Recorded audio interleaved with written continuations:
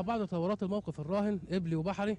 بلدياتنا راجع من شغله متنرفز، جت مراته جنبه تقول له مالك يا حبيبي ايه اللي مضايقك؟ قال لها اسكتي وانا جاي على هنا سرقوا الحمار اللي حيلتي. جات له يا اخويا فداك، كفايه دخلتك علينا تسوى مليون حمار.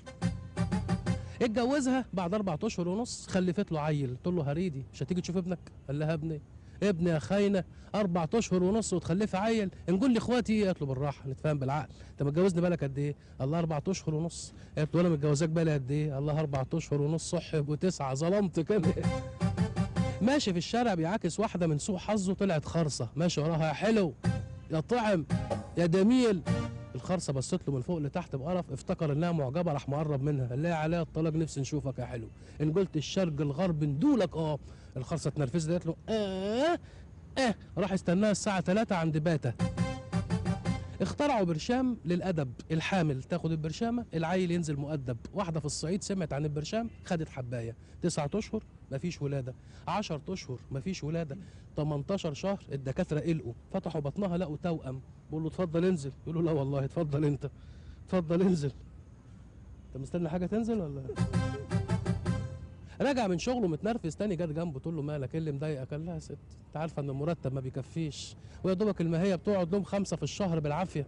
احنا هنعمل جمعيه صغيره مع بعض، كل يوم الصبح هنزل الشغل هبوسك بوسه واحط جنيه في الحصاله، اخر الشهر هنلاقي في الحصاله 30 جنيه ينفعوا. قالت له ماشي. كل يوم الصبح هو نازل صباح الخير يا حياتي حط جنيه في الحصاله. تاني يوم صباح الفل يا مراتي حط جنيه في الحصاله. اخر الشهر بيفتح الحصاله لقى 90 جنيه. الله خدها ولا ايه؟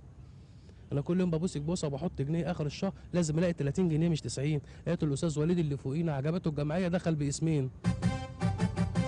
عماله تصرخ في الشارع الحقني يا شاويش يا عسكري. جالها ضابط شرطه خير يا ست؟ قالت له يا اخويا البوك اتسرق مني وجوزي هيفضحني. قال لها البوك كان فين البوك ده؟ قالت له في صدري. قال لها في صدرك؟ في صدرك وما حسيتيش بالحرامي؟ قالت له يا اخويا وانا كنت عارفه انه هيسرق.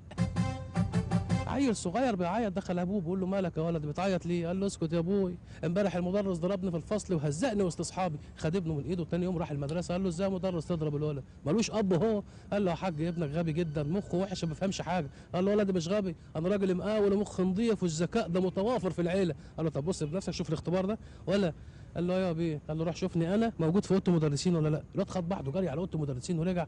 قال له حضرتك مش في الاوضه. قال له شفت غباء ابنك؟ ابوه بص له قال له يا غبي يا ولد الغبي ما لقيتوش في اوضه المدرسين، شوفوا عند الناظر عند الاخصائي دور.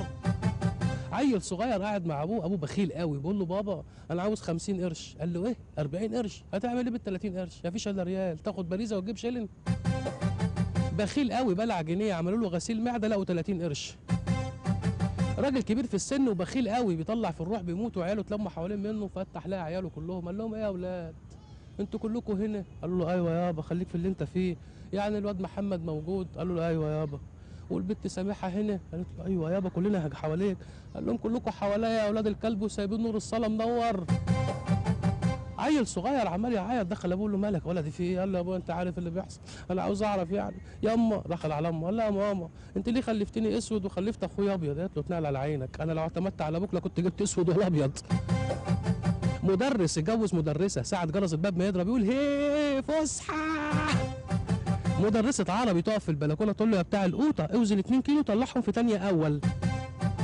مدرس حساب دخل الفصل بيقول له تعالى يا حبيبي 5 في 6 بكام؟ قال له 5 في 6 5 في 6 5 في 6 ب70. قال له انت بتستهبل يا ابني 5 في 6 ب70 بدرس لك بقالي سنه مش عارف 5 في 6 بكام؟ الواد اللي قاعد جنبه قال له ولا 5 في 6 ب30. قال له اتنقل على عينك اذا كان مش عاجبه 70 هيعجبه 30. مدرس رسم بيقول لهم يا اولاد في حصه النهارده هنرسم حمار من الذاكره. تلميذ لمد قال له استاذ اطلع بره عشان ما حدش يغش.